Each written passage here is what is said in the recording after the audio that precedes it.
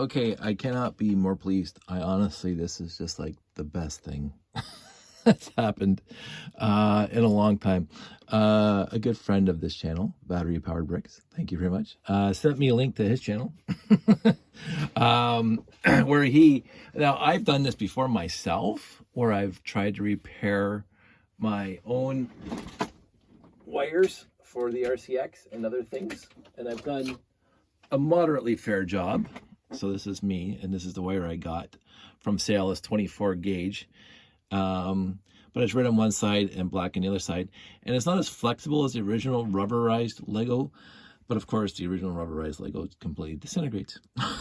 So I've been doing this, and sometimes it works and sometimes it doesn't. Sometimes I actually have to solder the leads to the circuit board or the printed board, or the steel parts inside, the conductive stuff. And I even did a train connector, which worked relatively well.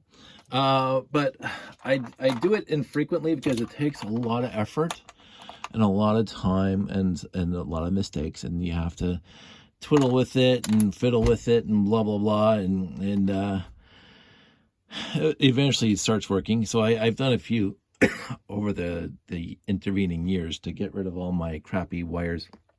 Of course, you know how many crappy wires I would have here. So this is what I mean by crappy wires. This is, and this is the, if you look at the end there, the rubber just disintegrates. And again, we can go into why. But my friend over at BatteryPoweredBricks said, what you do is you go online and you go to the place that will sell BN Tech Go wiring, 24 gauge. And this is the important thing, highly efficient, super flexible silicone wire, 24 gauge, black. Now it does come in a strand of 6, but you can separate it into a strand of 2. Now there's 6 wires. The lead wire is the black with gray on it, as you can see here. But when you get down here, because I already cut a piece off, you're gonna get, because you can separate 6 into 3 different strips, you're going to get one lead with the black and gray, and the rest of them are just going to be black and black, which looks very, very closely and fits very, very closely to the original rubberized black wire that came with the RCX and all the other 9-volt stuff back in the day. So I ordered this, and it cost a little bit of money. Not happy with that, but I wanted it immediately, so I mean, I didn't bother shop. Well, I did shop around a little bit, but this is, I think, 25 feet. It doesn't say, but I think it was 25 feet. So this is going to do me. This will all need my entire life now, because I don't need that much RCX wires. Like, I know I got probably a mile of RCX wires out of the various wires that I got over the years, but I don't need that much to use. So, but this is what I did. So I figured out, I worked on the short wire first, and these are the 2 bad short wires that I just grabbed out of my collection to figure out how long they were. They are 16 studs in between the connectors. And so I cut the piece, forgetting that in order to put them back in here, they have to fold over that little thing. So this one is shorter, just shorter than the originals. It almost makes it the 16 studs instead of being over 16 studs. So I'm gonna remember that for next time. So this is the first time I did it. So sorry, I made a mistake. I did not take it into account the different, because you have to wrap around inside a little bit. So but I got my handy dandy test meter here, and basically it does have throughput on the right side. Let me just put this back down so you can hear it go beep, and it goes beep on the other side, beep on the other side, and there's no short, thankfully, because you don't want that. So I have made now a almost identical, except it's like 5 millimeters too short, 3 millimeters too short, an original Lego wire. And this Lego wire is so good. Let me see if I can find, I don't think I have a motor that's relatively, give me a sec. Should have been ready for this.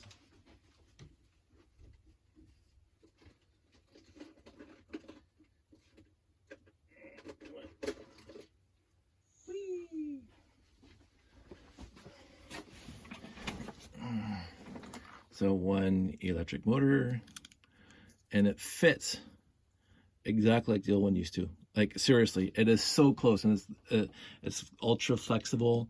It even sort of like, you know, it just has all the original properties of the Lego wire. So I learned years ago how to pop these things apart by trial and error.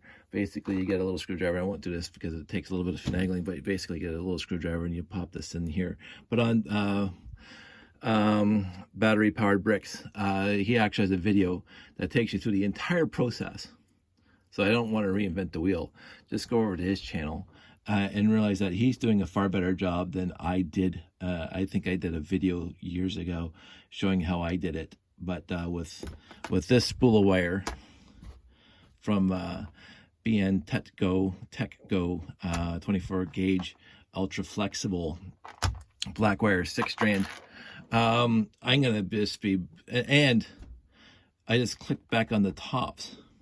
I might do a quick video showing that, but because basically you just pop them apart and you put the ends on here where you want them, and then you just push them down. Like it was just, but go watch his video. Much better than mine.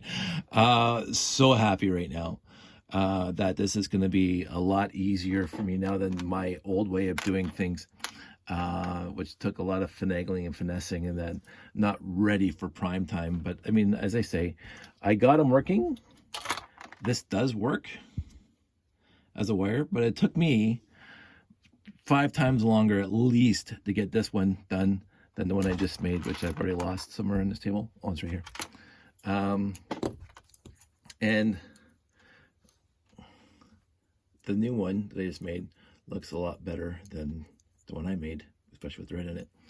So I'm going to be making a bunch of wires because I'm going to need some for the RCXs for the space layout. So I'm going to build those first, and then I'm going to be able to replace all the wires I need to replace, which again is making me furiously happy right now.